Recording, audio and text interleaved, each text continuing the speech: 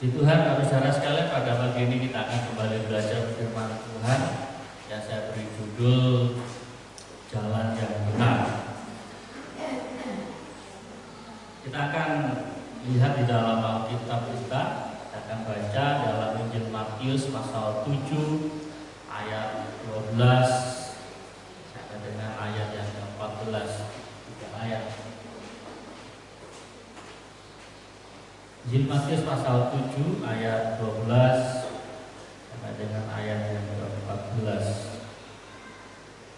Demikian firman Tuhan, saya baca bagi kita semua. Jalan yang benar, segala sesuatu yang kamu kehendaki supaya orang perbuat kepadamu, perbuatlah demikian juga kepada mereka. Itulah isi seluruh hukum Taurat dan kitab para nabi. Masuklah melalui pintu yang sesak itu, karena lebarlah pintu dan luaslah jalan yang menuju kepada kebinasaan, dan banyak orang yang masuk melaluinya. Karena sesaklah pintu dan sempitlah jalan yang menuju kepada kehidupan, dan sedikit orang yang mendapatinya. Tuhan, firman Tuhan pada pagi ini berbicara tentang jalan yang benar. Di dalam pasal 7 ini bagaimana Tuhan berkhotbah yang mulai diawali dari pasal yang ke-5, yaitu itu awal dari pasal 5 sampai dengan pasal 7 itu merupakan serangkaian khotbah Tuhan di bukit. Dan salah satu poin yang Tuhan sampaikan adalah tentang jalan yang benar. Bapak saudara sekalian, Perjalanan hidup manusia akan diperhadapkan dengan pilihan-pilihan, dan kebanyakan pada saat kita melakukan pilihan, kita memilih, pilihan kita hari ini akan menentukan langkah kita dan akan menentukan hasilnya di kemudian hari. Dan di saat kita salah menentukan pilihan dan berakibat sebuah kegagalan, maka yang terjadi adalah sebuah penyesalan, ya kan? Kalau itu terjadi di dalam kehidupan kita di muka bumi, orang akan katakan ya nggak apa-apa lah, ya kan? Itu kan orang katakan keberhasilan yang tertunda, kegagalan adalah keberhasilan yang tertunda. Ya. Dalam pengajaran Tuhan menyampaikan ini sangat penting dalam kehidupan kita. Ini berbicara tentang kehidupan kekal. Tadi saya katakan kalau kegagalan itu yang bersifat kita ada di dunia dan kita bisa melakukan introspeksi, oh ini saya kemarin salah memilih, salah mengambil keputusan, oke lah saya perbaiki. Kalau itu terjadi dalam kehidupan kita di dunia, oke kita bisa perbaiki. Tapi pertanyaannya, kalau itu yang bersifat kekal, ya, apakah itu bisa diperbaiki? Perjuangan kita ada banyak pergumulan, ya kan? Saat kita gagal, ya kan? Maka kita bisa memperbaiki kalau itu yang bersifat dunia. Tetapi yang apa yang Tuhan sampaikan kepada kita hari ini bersifat kekal, ya kan? Dan ada yang bersifat tadi katakan ada dua kelompok besar yang saya akan sampaikan kepada kita, bahwa pada saat kita menjalani kehidupan kita, jalan mana yang kita mesti pilih, jalan mana yang kita mesti tentukan. Nah, kita akan masuk dalam poin yang pertama. Di dalam ayat yang ke-12, di situ dikatakan, segala sesuatu yang kamu kehendaki, supaya orang berbuat kepadamu, perbuatlah demikian juga kepada mereka. Itulah isi seluruh hukum Taurat dan kitab para nabi. Tapi saudara sekalian, saya memberi subtema dari tema keseluruhan daripadanya adalah jalan kehidupan sehari-hari. Dalam kehidupan kita sehari-hari tidak lepas dari namanya sebuah hukum, yaitu hukum sebab akibat. Dalam bahasa kekristenan lebih ngeri bahasanya, hukum tabur tuai, ya kan? Kalau orang dunia mengatakan ada hukum karma. Apa yang kita perbuat, kalau itu kita menyakiti orang, maka karmanya ada. Tetapi dalam hukum kekristenan buat saya lebih ngeri, hukum tabur tuai. Karena hukum tabur tuai itu kita naburnya satu, ya, nuainya banyak, ya. Kalau hari ini saudara nanam satu biji pohon durian, satu biji buah durian, saudara nggak akan menuai satu buah durian, tapi saudara akan menuai satu pohon. Nah, satu pohon itu lebih daripada satu buahnya. Bisa ada yang 100 buah, ya kan, ada yang bisa 200 buah. Itu hukum tabur tuai. Tapi saudara sekalian, Tuhan Yesus mengajarkan hal yang sepele, ya, bukan sepele, tapi sederhana dalam kehidupan kita, dan ini bersifat penting. Dikatakan segala sesuatu, artinya semuanya yang kamu kehendaki supaya orang perbuat kepadamu, perbuatlah demikian juga kepada mereka. Nah, apa saudara sekalian, Tuhan memberikan sebuah hukum atau peraturan kepada manusia bukan bertujuan untuk mengekang manusia atau menjadikan manusia itu sebuah robot yang ibaratnya pakai remote seperti ini, yang kalau diklik nanti jalan, kemudian kalau dipencet lagi mundur.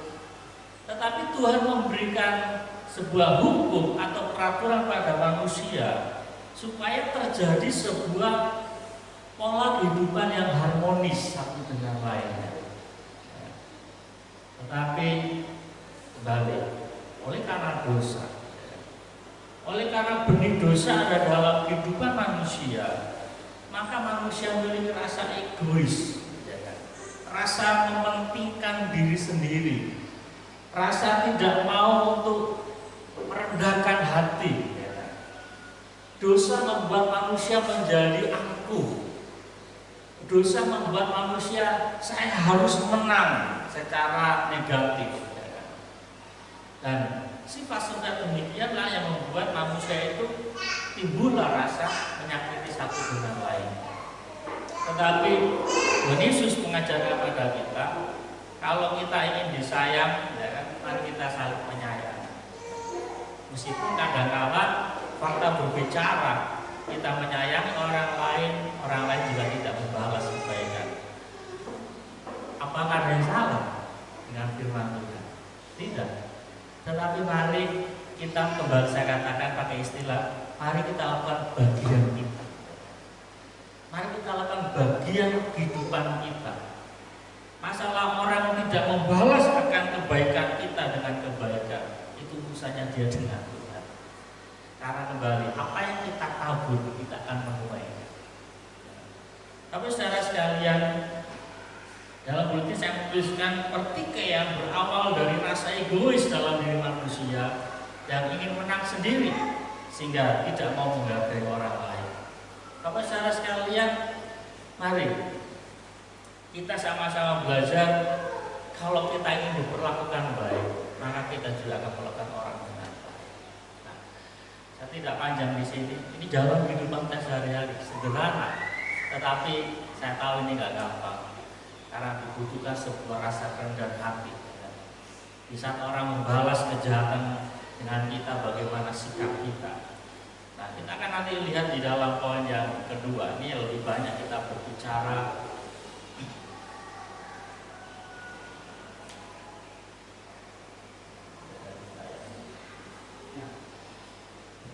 dalam poin yang kedua, berbicara tentang jalan yang lebar.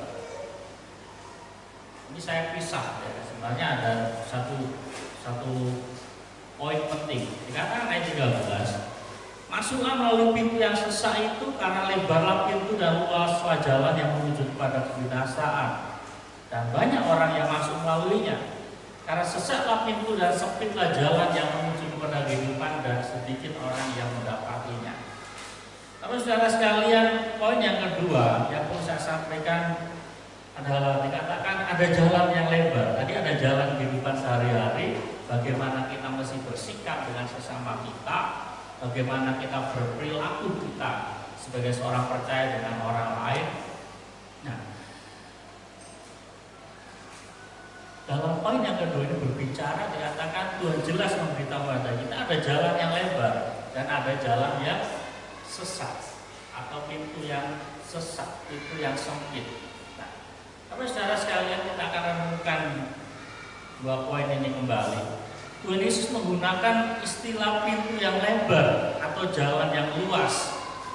Kami perhatikan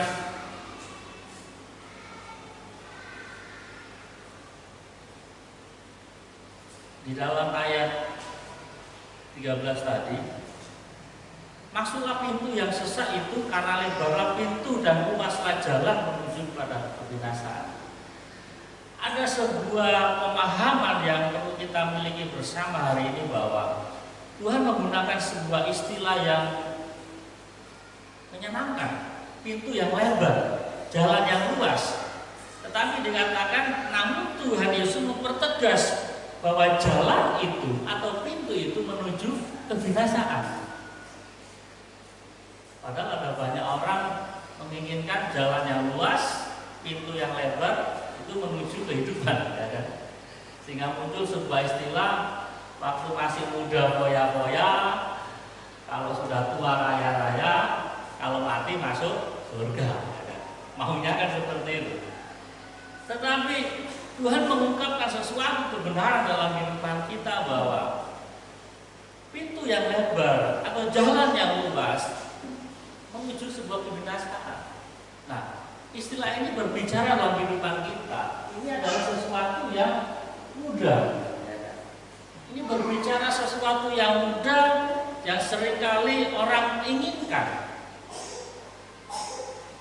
Tuhan sedang memberitahukan kepada kita bahwa untuk mengalami kebinasaan itu mudah.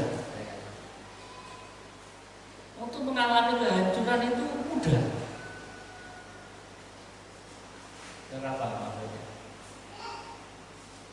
Untuk mengalami kehancuran, untuk mengalami kegagalan itu gampang. Saudara ingin nggak naik kelas? Gampang, nggak usah belajar, main game terus. Ya.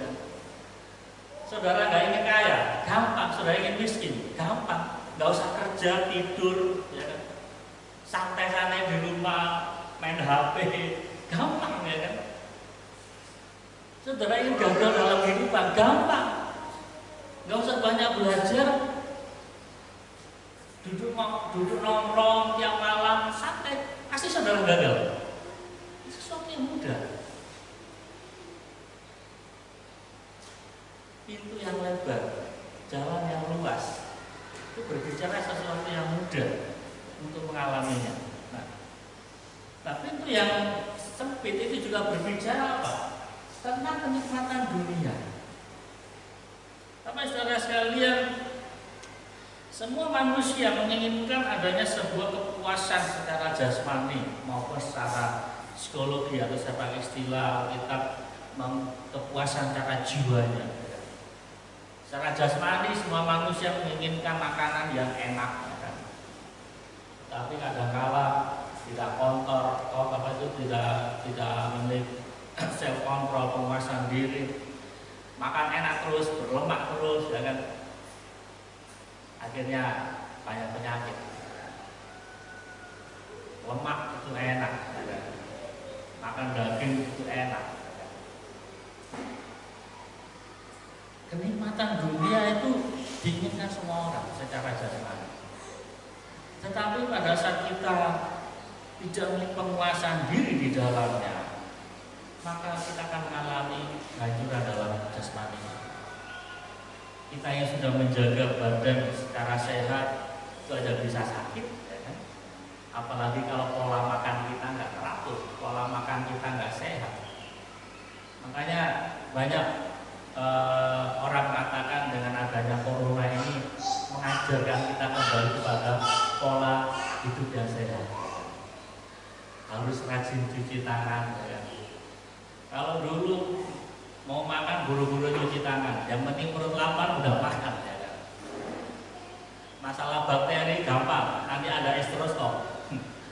Masalah sakit perut nanti ada obat mah. Karena penyakit-penyakit itu tidak membawa sesuatu yang sangat dahsyat dalam kehidupan kita. Tapi pada saat corona datang, kita mikir, ya kan, pola kehidupan kita, pola kesehatan kita diingatkan kembali. Dan kenikmatan dunia juga menjadi sebuah godaan. Ada banyak orang-orang yang ingin sukses, orang-orang yang ingin cepat mengalami keberhasilan dengan cara-cara perdukunan. Dan itu terbuka di mana-mana. Aksesnya itu gampang banget. Bahkan hari-hari ini bagaimana saya pakai istilah perdukunan sudah masuk ke dunia online. Dunia perjudian masuk ke online. Ada orang-orang yang cepat kaya dengan melakukan tipu-tipu, ya kan? Itu sudah juga masuk ke online. Saya yakin semua kita sudah pernah atau sering kali mendapatkan SMS selamat, ya kan? Anda mendapatkan hadiah 175 juta, ya kan? Ya. Ini nomor PIN-nya, hubungi nomor ini, ya. Sekali saudara hubungi selesai. Apa saudara sekalian, dan anehnya ada juga orang-orang yang tertipu gitu. Dengan memainkan situasi keadaan yang ada di telepon, ibu, ini anak ibu ini masuk rumah sakit, ya. Anak nama ibu kan ini kan sekolahnya di sini, tadi terjadi kecelakaan, sekarang butuh darah, ya. Semuanya lengkap, cocok. Dan seringkali itu yang jadi hal yang penipuan yang seringkali banyak korbannya. Kalau saudara tahu, penipu itu sudah mengintel kehidupan kita. sudah dipelajari nama anak kita ini, sekolahnya di sini, ya kan. Saat kita gugup, saat kita pikiran kalut, sudah cepat saja transfer. Padahal anak kita dari sekolah apa? Ada banyak cara orang melakukan hal seperti itu. Itu berbicara tentang jalan yang lebar. Yang kadang-kadang kita berpikir, kok mulus ya jalannya ya? Kok penipu seperti itu kok nggak ketangkap ya? Dan jalan yang lebar, pintu yang luas juga berbicara tentang ini. Ini yang sekali menjebak kita. Orang-orang yang ada di situ banyak. Tadi Tuhan Yesus katakan apa?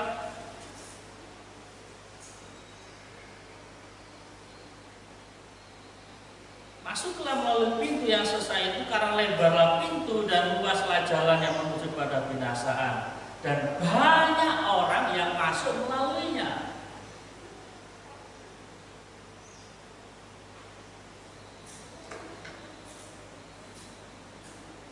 Kita mau hidup benar, keluar rumah ketemu dengan orang yang tukang berkelahi. Kita mau hidup jujur, pas di kantor lihat orang-orang yang suka korupsi, suka mengutil, ya. Kita diberhadapan dengan situasi seperti itu. Kita mau hidup benar, kita dipertemukan dengan orang-orang yang hidupnya curang. Jangan lupa berbicara di situ orang yang punya. Dan seringkali kita terkena dengan ucapan mayoritas itu benar. Saya ambil contoh seperti ini. Pada waktu masih muda, kita diajarkan mungkin sama orang tua kita, kalian nggak boleh merokok. Ya, ini contoh yang sederhana. Kalian nggak boleh merokok, ini ayatnya. Pas kita keluar rumah, tetangga kita merokok, teman sekolah kita merokok. Kita naik kendaraan umum, banyak orang merokok. Itu berarti merokok nggak apa-apa. Berarti saran firman Tuhan salah. Ya kan gitu. Orangnya banyak. Ya. Kita terkecoh di situ. Tapi firman Tuhan katakan apa? Di situ orangnya banyak yang ada di jalannya. Bapak saudara sekalian kasih nama Tuhan Yesus, saya tidak banyak kasih poin-poin seperti ini jalan yang lebar karena kita pasti sudah tahu banyak. Kita akan belajar poin yang terakhir, yaitu berbicara tentang jalan yang sempit. Saya berikan ayat ini tujuannya apa? Kembali supaya kita tidak kecewa dalam mengiring Tuhan, supaya kita tetap kuat karena apa? Tuhan sudah mengingatkan kita. Saya tidak baca ulang ayat ini. Dikatakan di dalam pengajaran Tuhan juga berbicara, Tuhan menyampaikan adanya jalan yang sempit atau pintu yang sesak. Dikatakan karena pintu itulah yang menuju kepada kehidupan kekal. Dalam gambar kita yang sudah saya sampaikan tadi, di jalan yang lebar, jalannya mulus, ya, hanya jalan kehidupan, jalannya jelek, becek, rusak. Apa yang dimaksud tentang jalan yang sempit? Itu berbicara tentang adanya sebuah kesulitan. Jalan yang sempit, jalan yang sesak itu berbicara tentang adanya kesulitan di dalam kehidupan kita sebagai orang percaya. Kita lihat dalam Kejadian pasal 3 ayat 17, lalu firman-Nya kepada manusia itu, karena engkau mendengarkan perkataan istrimu dan memakan dari buah pohon yang telah kuperintahkan padamu, jangan makan daripadanya, maka terkutuklah tanah. Berarti kan yang dikutuk tanah, bukan Adam. Adam nggak pernah dikutuk, yang dikutuk tanah, tetapi memiliki hukum sebab akibat. Karena tanah yang dikutuk, maka dikatakan engkau dengan bersusah payah engkau akan mencari rezekimu dari tanah seumur hidupmu. Pelajari ayat ini baik-baik. Tuhan tidak pernah mengutuk beda dengan Hawa. Ya. Tetapi Tuhan mengutuk tanah. Karena tanah jadi sumber kehidupan manusia, maka memiliki dampak juga. Karena tanah ini menjadi semak belukar, menjadi tanah yang sulit, maka manusia atau Adam harus bersusah payah mencari rezeki. Tadi pagi saya buka Facebook, ada seorang teman buat status, dia sedang memikul anjing atau lontong yang berisi buah sawit. Intinya berat. Saya katakan bersyukur masih ada yang dipikul oleh bahu. Bagaimana kalau tidak ada yang dipikul, lebih berat lagi. Artinya tidak ada berkat, tidak ada pekerjaan, itu lebih berat, ya kan? Tidak ada yang dipanen, itu lebih berat. Kalau hari ini kita memikul sebuah tanggung jawab, kita harus bersusah payah.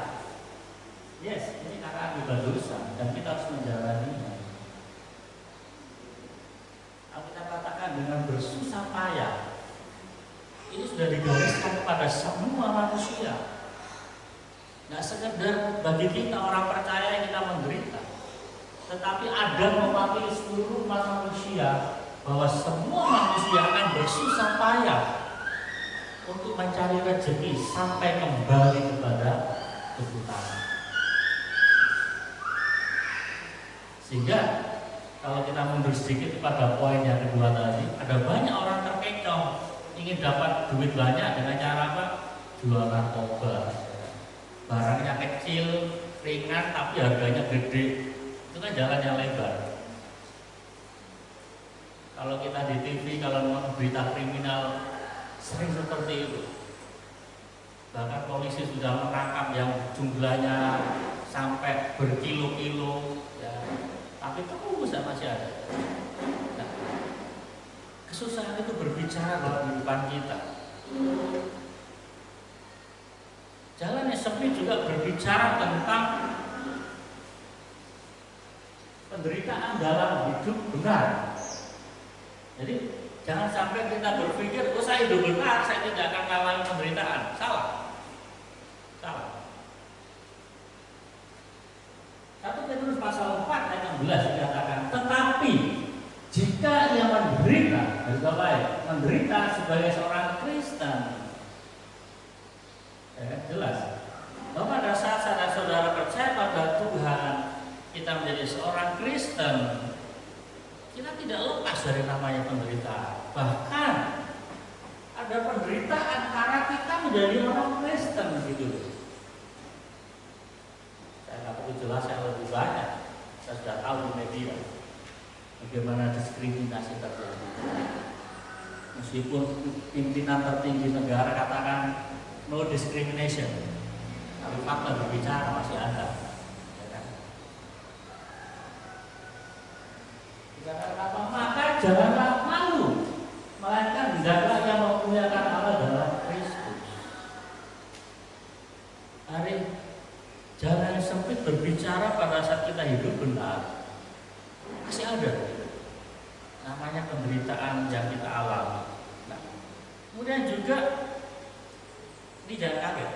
Saya tahu ayatnya kita tahu, tapi mungkin membuat kita mengingatkan kembali bahwa orang benar itu bisa jatuh, gitu loh. Orang benar nggak akan kebal. Amsal 24 ayat 16. Sebab 7 kali orang benar jatuh, tapi yang membedakan apa? Namun ia bangun kembali. Hal ini mengingatkan pada kita semua bahwa pada saat kita menjadi orang benar, kita ada di jalan yang kebenaran Tuhan, kita nggak kebal dosa. Kita nggak selalu hidup kita mulus. Perjalanan hidup kita nggak selalu berhasil. Kadang-kadang kita bisa gagal. Maaf, kadang-kadang kita juga bisa dibodohi orang. Kita jadi orang Kristen bukan kita maha tahu. Ya kalau pada saat ada orang berbajak kita, oh kamu mau curangi saya. Kadang-kadang kita nggak tahu. Dan kadang-kadang Tuhan izinkan kita jatuh, gitu loh. Kita diperdaya orang. Bisa juga kita sebagai orang benar, kita bisa juga jatuh dalam dosa. Ya, kita banyak berbicara tentang Daud. Nah, kita mengatakan bahwa Daud adalah orang yang dikenal Tuhan. Tetapi bagaimana kita tahu jatuhan Daud, kegagalan Daud. Tetapi yang membedakan adalah namun ia bangun kembali. Pada saat kita berdiri sebagai orang benar, bukan berarti kita menjadi manusia super, gitu kan? Pada saat ada kontestasi sesuatu kita menang terus, ya kan? Kadang-kadang Tuhan izinkan kita kalah, kadang-kadang Tuhan izinkan kita gagal. Selanjutnya, dalam yang sempit itu juga berbicara tentang apa? Adanya tantangan dalam mempraktekkan firman Tuhan. Di satu sisi kita harus menjadi pelaku firman, kata Tuhan. Kalau kita tidak menjadi pelaku firman Tuhan, maka Tuhan katakan kita menjadi seorang yang seperti bercermin lalu pergi, dan kita lupa wajah kita seperti apa. Sehingga kita harus mempraktekkan firman Tuhan. Kita harus melakukan firman dalam kehidupan kita sehari-hari. Tetapi pada saat kita mempraktekkan firman Tuhan ada tantangannya. Di dalam Matius pasal 13 ayat 21 dikatakan, tetapi yang tidak berakal datang sebentar saja. Kita tidak ambil poin ini. Yang kita ambil adalah apabila datang penindasan atau penilaian karena firman. Yang kita garis bawahi adalah poin dikatakan datang penindasan atau penganiayaan karena firman. Jelas ayat ini berbicara bahwa pada saat kita melakukan firman Tuhan bisa muncul penganiayaan dan penindasan. Kita diintimidasi, kita mengalami sesuatu yang sulit karena kita melakukan firman Tuhan. Bukan karena dosa kita, bukan karena kejahatan kita dianiaya. Kita dihukum bukan karena dosa kita, tetapi karena kita melakukan firman. Tetapi pada saat kita berakar, kita pakai lawan katanya. Kalau kita pakai lawan katanya, tetapi kalau kita berakar, kemudian kita melakukan firman, kita melakukan penganiayaan, maka kita akan tetap kuat. Tetapi kalau kita nggak berakar, seperti yang terjadi. Ada banyak orang murtad, ada banyak orang yang mundur. Karena apa? Nggak berakar. Selanjutnya, jalan yang sempit juga berbicara tentang adanya ancaman sejarah. 1 Petrus pasal 5 ayat 8 dikatakan, sadarlah dan berjaga-jagalah, lawanmu si iblis berjalan sekeliling sama seperti singa yang mengaum-ngaum dan mencari orang yang dapat ditelan. Kamu saudara, dikatakan iblis berkeliling, ya. Sama seperti singa yang mengaum-ngaum dan mencari orang yang dapat ditelan. Bukan mencari orang untuk dapat teman main, ya, tetapi untuk dibinasakan. Siapa targetnya? Orang benar. Siapa targetnya? Saya dan saudara menjadi target iblis. Jadi pintu yang sempit berbicara sesuatu yang tidak gampang. Iblis senantiasa mencari titik poin kesalahan kita.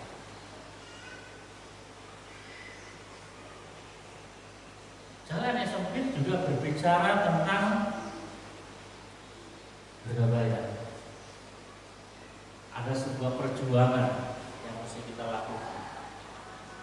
Filipi pasal 2 ayat 12 dikatakan, hai saudara-saudaraku yang kekasih, kamu senantiasa taat, karena itu tetaplah kerjakan keselamatanmu dengan takut dan gentar.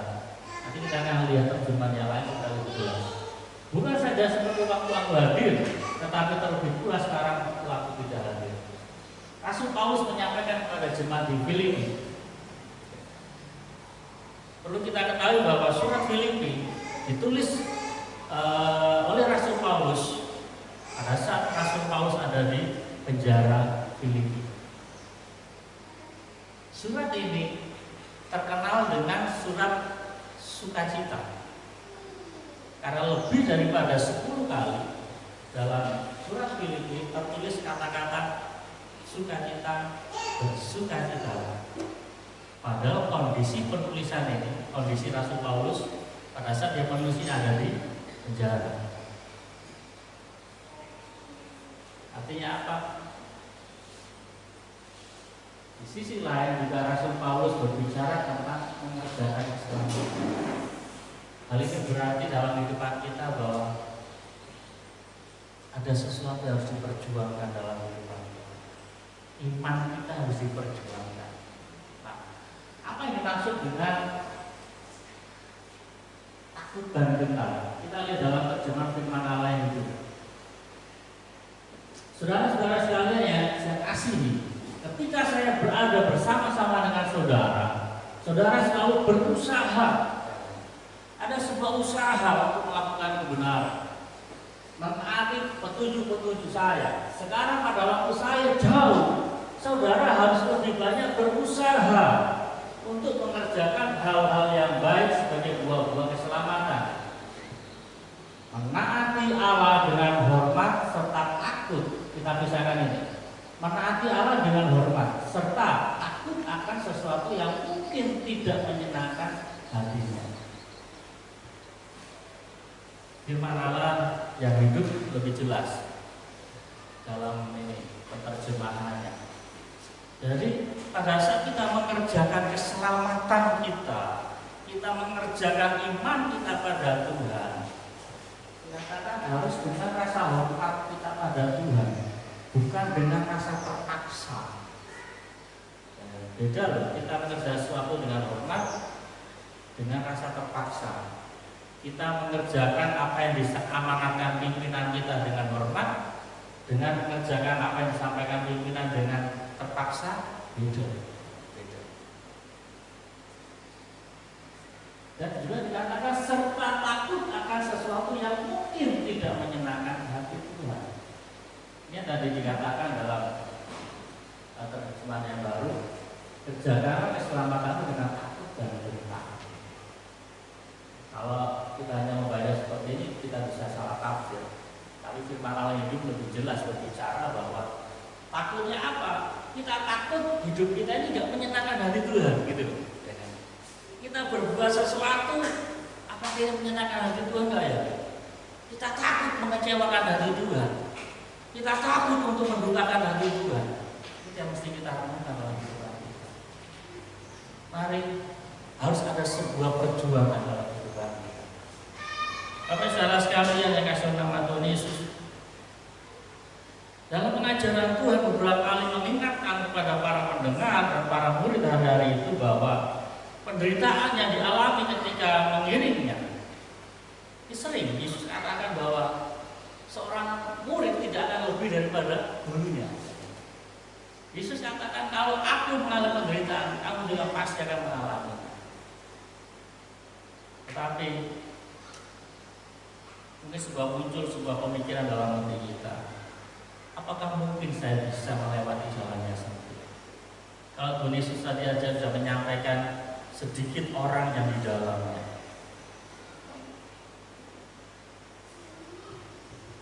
Ada satu kisah yang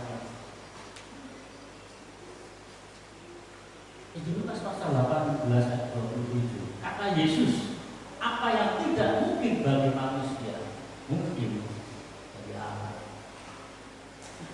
Untuk lengkapnya saudara bisa mari kita lihat di dalam cerita ini.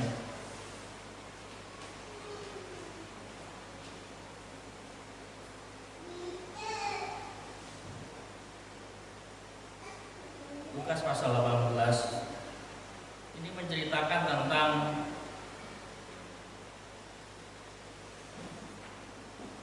bagaimana ada seorang kaya yang datang pada Tuhan dan dia katakan, guru yang baik, apa yang harus aku perbuat untuk memperoleh hidup yang kekal?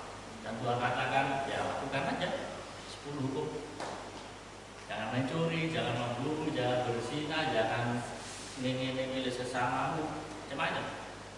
Dan orang itu katakan semuanya itu telah kuturuti sejak masa muda. Luar biasa. Mendengar itu Yesus berkata kepadanya, masih tinggal satu hal lagi yang harus kau lakukan. Jualah segala yang kau miliki dan bagikan itu kepada orang miskin, maka kau akan beroleh harta di surga. Kemudian datanglah kemari dan mengikut aku. Ayat ini berbicara banyak pemikiran dalam orang itu. Pada saat Yesus sampaikan jualah hartamu dan ikutlah, ada dua poin penting yang disampaikan Tuhan. Pertama, jangan dikuasai dengan hal duniawi. Yang kedua, berbicara mengikut Tuhan. Hal ini menimbulkan multitafsir. Apakah berarti orang Kristen nggak boleh kaya? Boleh. Nggak salah dengan kekayaan. Yang salah adalah kalau seorang Kristen dikuasai oleh kekayaan. Seorang Kristen menjadi kikir, pelit, jahat oleh karena kekayaan. Tetapi kalau seorang Kristen itu dia mengalami kekayaan yang luar biasa, tapi dia seorang yang murah hati, dia cinta Tuhan, mengapa tidak? Ya, kita juga banyak mencatat tokoh-tokoh orang benar yang hidupnya kaya raya. Ayub, Abraham, Ishak, Yakub, dan tokoh-tokoh lainnya, Daud, raja-raja, orang-orang yang berkuasa, tapi mereka tetap cinta Tuhan. Mereka tidak dikuasa oleh perkara-perkara duniawi. Tidak salah. Tetapi yang salah apabila kekayaan dunia membuat orang Kristen itu menjadi jahat. Yang salah adalah kekayaan itu membuat orang Kristen itu menjadi angkuh, menjadi sombong, dan menindas orang lain. Itu yang salah. Dan ada banyak orang berpikir hari-hari itu dikatakan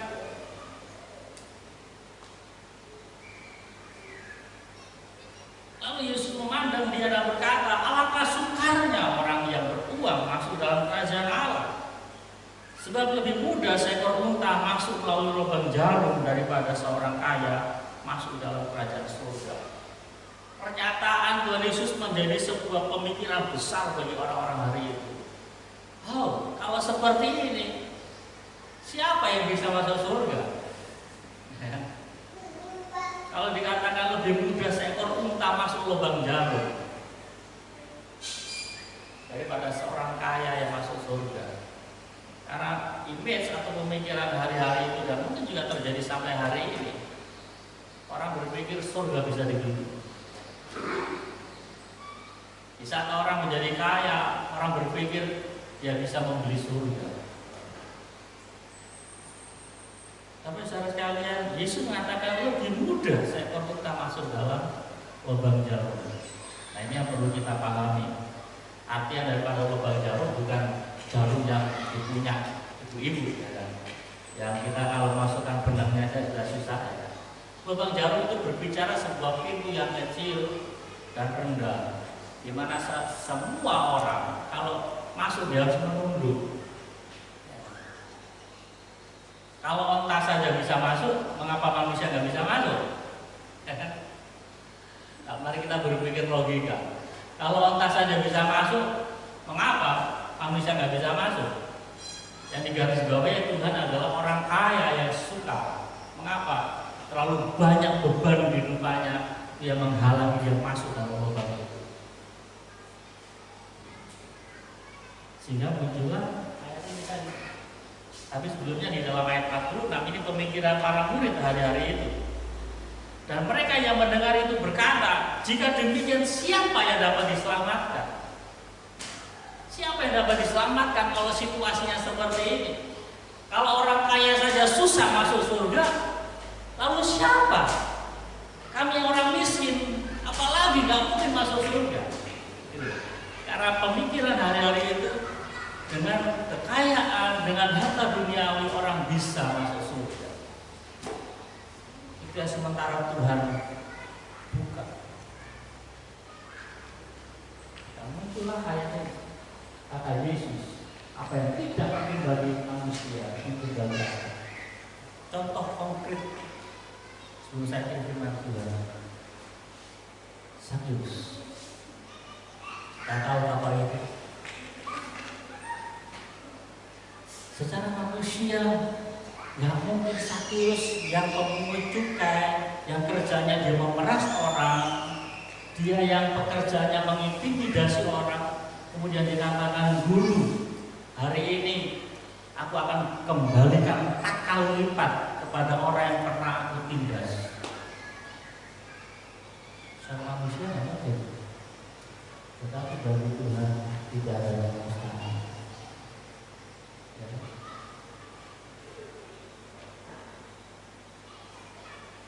Saudara pernah dengar apa namanya, odol, Colgate? Colgate dibuat dari nama penciptanya, Colgate. Saudara tahu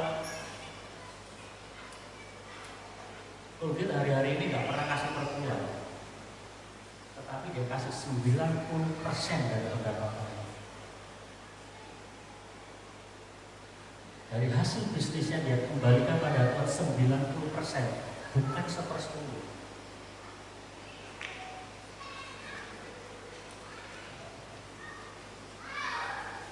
Bagi manusia tidak mungkin. Bagi orang yang pikir tidak mungkin kasih perpuluhan, buru-buru 90, 1/10 saja rasa berat. Tetapi bagi Allah tidak ada yang mustahil.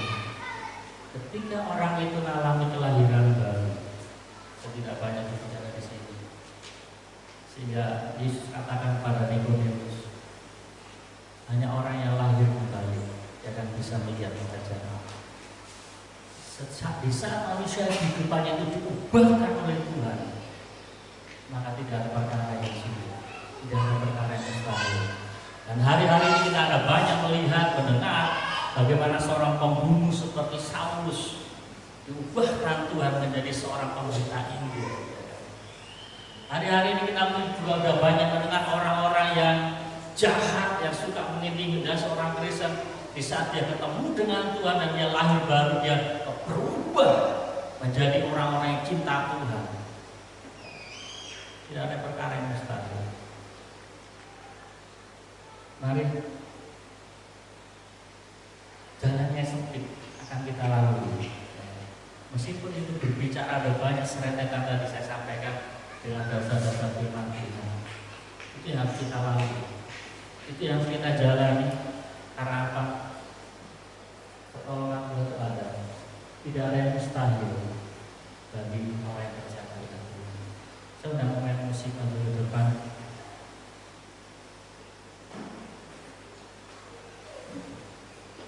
Mari kita datang pada Tuhan. Di saat firman Tuhan ini disampaikan bukan berarti membuat kita menjadi marah, membuat kita menjadi gelisah. Ternyata dari orang Kristen itu banyak tantangan.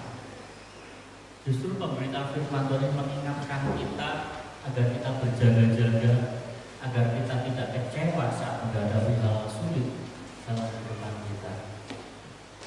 Firman Tuhan disampaikan dengan tujuan supaya kita semakin berserah, kita semakin dekat dengan Tuhan.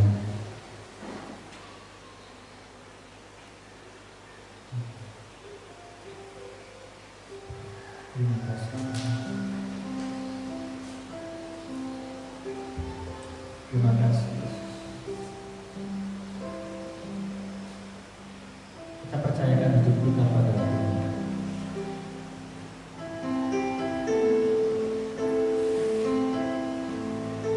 Ada jalan kehidupan yang kita lalui dalam apa yang kita inginkan orang lain berbuat untuk kita. Mari kita lakukan juga untuk sesama kita. Meski kadang-kala orang tidak membalas kebaikan kita dengan kebaikan, tetapi percaya bisa kita lakukan bagian kita, Tuhan akan perhitungkan. Kita akan sementara menabur dan kita pasti memulai. Dan ada jalan yang lebar di mana ada banyak orang-orang yang di jalannya, tetapi ingat, itu menuju sebuah kebinasaan. Jangan kita terkecoh dengan banyak orang yang melakukan sesuatu sesuatu yang jahat. Jangan kita terjerumus dengan orang-orang yang ambil bagian di dalam dosa, meskipun itu mayoritas. Tetapi mari kita tetap ada di dalam jalan yang sempit, pintu yang sesat. Karena itulah yang menuju kehidupan kekal.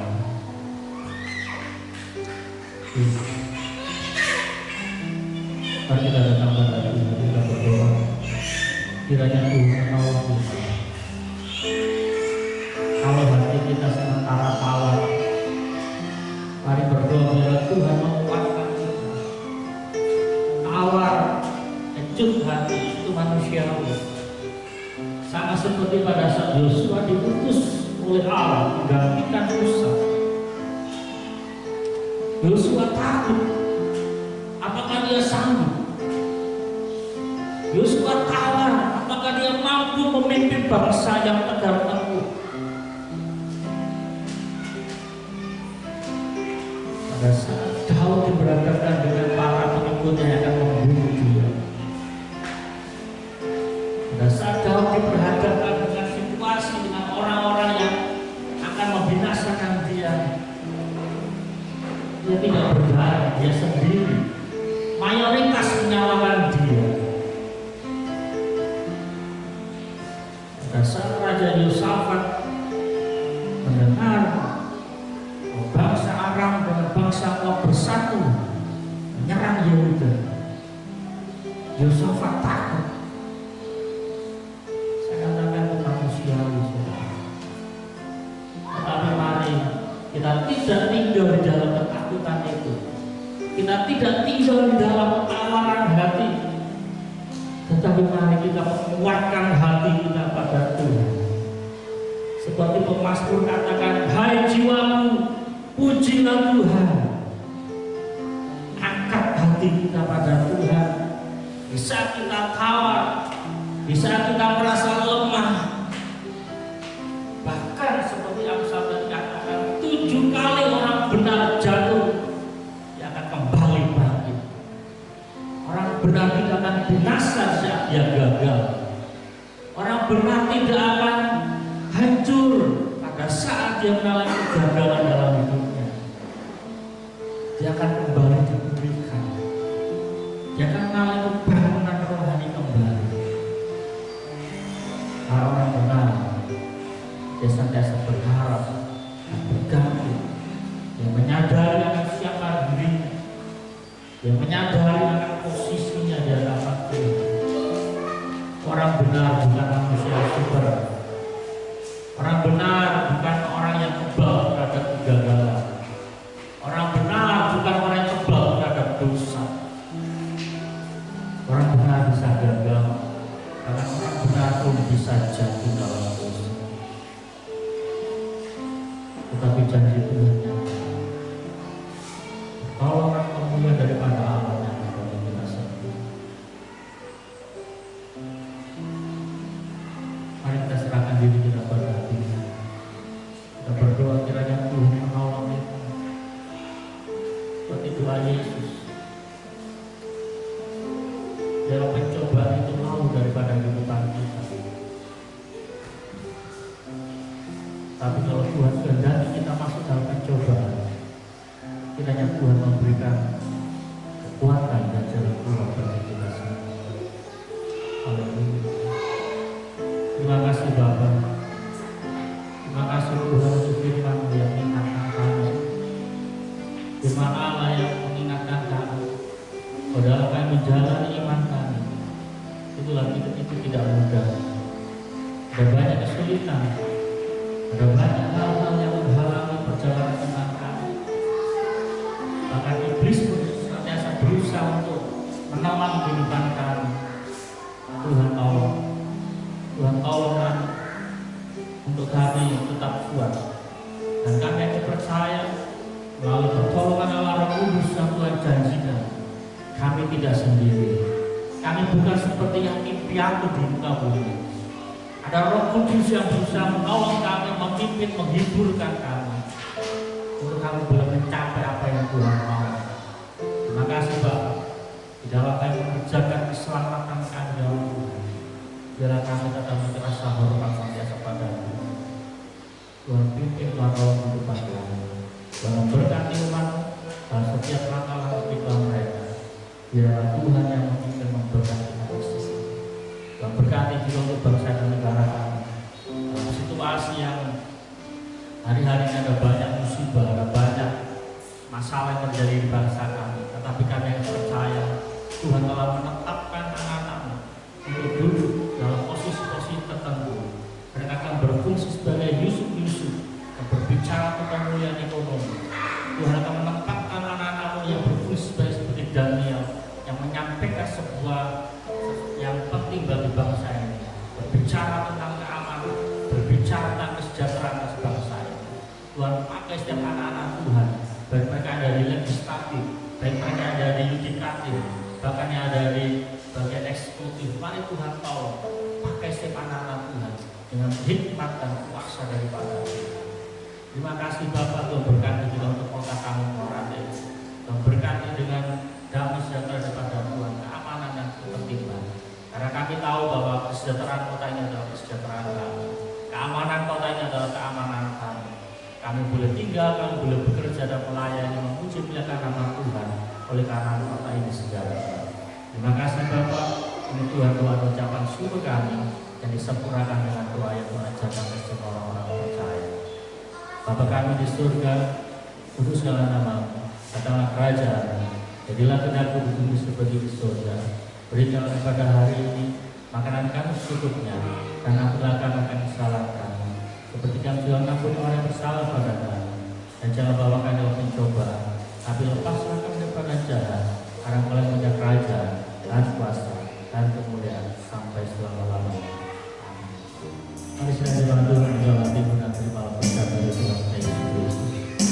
Kasih karunia dan damai sejahtera serta sukacita berasal dari surga, serta kekuatan kuasa ilahi dari Tuhan Yesus Kristus, serta penghiburan kasih yang kekal, terimalah berkat Tuhan ini hanya di dalam nama Allah Bapa, di dalam nama Allah, dan di dalam nama Roh Kudus. Dari pagi ini, saya metodis bisa datang dua kali.